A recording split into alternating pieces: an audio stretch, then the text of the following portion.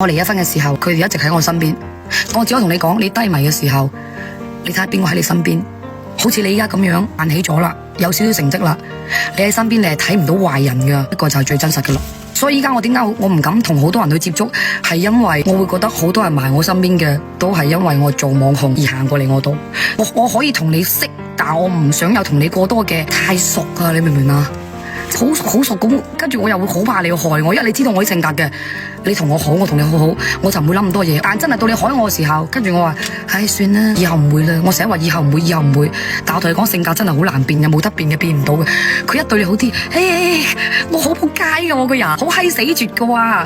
但係依家我慢慢，我個思想變得好多啦，已經，我開始有防人啦。所以點解我唔想話同有啲人過多去熟，係因為我好驚你害我啊！你明明我同你熟咗之後，我準備磨我掹俾你睇嗰啲人嚟嘅，你爭在我身上有幾多條我數埋俾你睇嘅啫，我咁閪黐線嘅我。但我哋講千祈唔好，因為佢係會最容易害死你嗰個。咁我諗住冇所謂啦，佢唔會害我啦。我點啊？我咁樣鬧佢啦，我點？原來到最後人哋攞住嗰啲去話你嘅時候，即係你同佢講你係掏心掏肺咁講，但係佢唔係，嗱，仆街男嘅你早知唔講。